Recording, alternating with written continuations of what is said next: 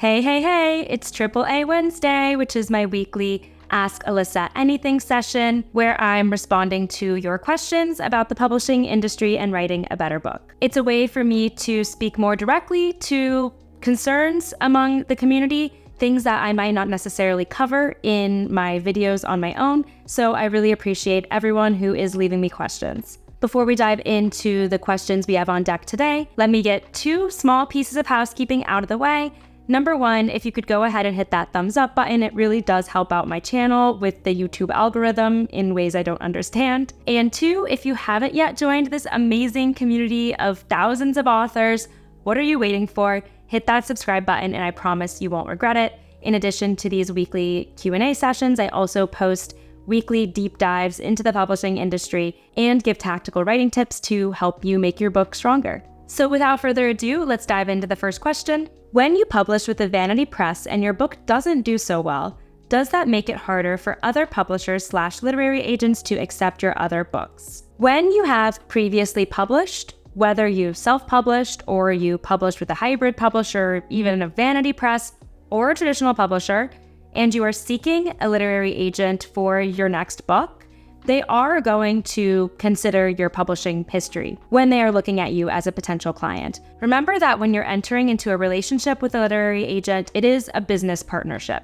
So they do need to have the full context of your publishing history going into that partnership to understand how they can best support you and where your career is headed. So in the case that you've published with a vanity press and didn't really get many sales, it doesn't necessarily mean that an agent isn't going to want to work with you on this next book, but they are likely going to talk to you about how that experience went and why you are now seeking a literary agent versus going with that publisher or self-publishing. The bottom line is if the book you're presenting the agent appeals to them and they're excited about it and it's well written, it's not going to be a deal breaker that you published a book with a vanity press before. A strong publishing record is going to obviously be more appealing to a literary agent and eventually your new publisher than a weak publishing record, but there are many cases where authors previously self-publish or publish via hybrid or vanity press, and then they have another book down the line that ends up being much more successful. So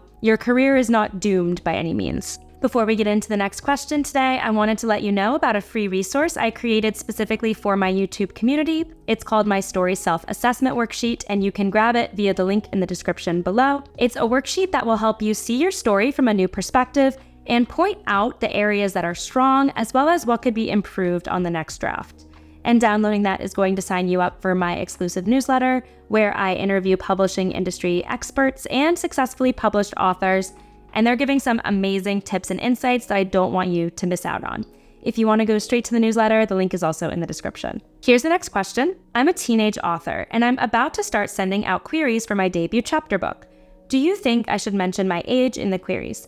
I don't want anyone to assume I would be hard to work with or I don't know what I'm doing because I'm young, but I also don't want to give the impression that I'm an adult. That feels like lying. To be honest, when I worked at a literary agency and when I worked at Random House, we didn't work with any teenage authors. Probably the low end of the range of authors that we worked with were in their early 20s. That's not to discount your talent or your abilities at all, but with authors who are teenagers, it is possible that you would need parental consent involved, and it could just make the publishing journey a bit more logistically challenging. It would likely behoove you to be upfront in your query letter about your age, just so, like you said, an agent isn't caught off guard once you reveal your age to them later on or you speak on the phone and they understand that you're a teenager. But I would be aware that it is possible that agents are going to want to wait, potentially, to work with you until you are at that young adult age where you wouldn't need parental consent. By then, too,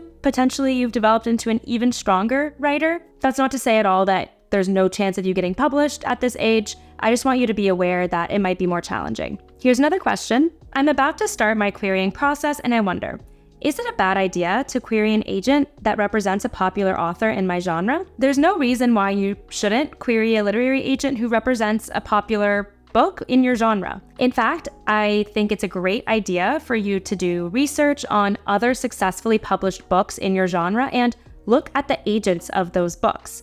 If you consider your book similar to that one, then when you reach out to that literary agent, you can personalize the letter by saying that you really enjoyed that book that they represented and hope that your book will also intrigue them. That immediately draws a connection, shows the agent that you have done research on their list and that you're offering something in the similar genre. I suspect that maybe your question or anxiety on this hangs around the fact that maybe this agent is very well established and therefore wouldn't consider you as a debut author, but that's not true at all. If an agent is open to queries, then that means they are looking for new clients to sign on. And the vast majority of authors who are querying are new authors early in their careers, debut authors in most cases. I wouldn't get hung up on this particular agent because it might not end up working out with them, but there's absolutely no reason why you shouldn't shoot your shot with them, right? So go ahead and send that query. We have time for one more question today. I am curious about the steps that come after the book deal. Publishers seem to be putting a significant portion of a book's marketing on the author. I'm all for doing what I can to make my book a success, and I understand most people in publishing are being stretched too thin. But when is it no longer worth working with a traditional publisher? How much of our own marketing are we expected to do? How can we prevent publishers from putting our books on the back burner in favor of one of their established authors? When working with a traditional publisher, particularly at a Big 5 imprint, think of marketing as a partnership. You are going to have a team that leads your marketing efforts. You're going to have a dedicated person who puts together a marketing plan for your book. But at the same time, you as the author are going to be expected to contribute in one way or another, whether that's posting on social, maybe appearing at events. And some traditionally published authors do invest their own marketing dollars into getting more eyes and readers to their books. However, what your marketing is going to look like is truly going to drastically differ depending on the publisher you're with and the specific imprint that your book deal is with. I understand that so many authors have a ton of anxiety around marketing. After all, you want the support of a big publishing house to get your book out there, right? So I think the best thing you can do to advocate for yourself is ask the publisher, the person who is offering to make you a book deal, what they envision the marketing budget and plan and expectations to be for the book. Remember, they're offering you an advance because they want to publish your book. And they want to publish your book because they want it to be successful and they see the potential in it. Publishing is a business. They're not giving you that book deal because they just want to. They're doing it as a business decision. And for the book to get readers, there has to be marketing behind it, right? So remember that you're on the same team. I recommend being frank in conversations that you're having at the book deal stage, in asking what efforts you would be asked to put into marketing and what they would be providing on their end. The answer is likely going to look different at different publishers, but you want to make sure that you have those expectations laid out from the beginning to have the most successful publishing partnership and get the outcome that you both want, which is a lot of sales. I hope you enjoyed today's session, and if you have a question you'd like to ask, drop it in the comments here and it will be added to my queue for my next Q&A. Before you head out, don't forget to hit that thumbs up button to help out my channel. Hit that subscribe button if you haven't already, and don't forget your free story self-assessment worksheet and my newsletter link in the description below. Thanks so much for watching and happy writing.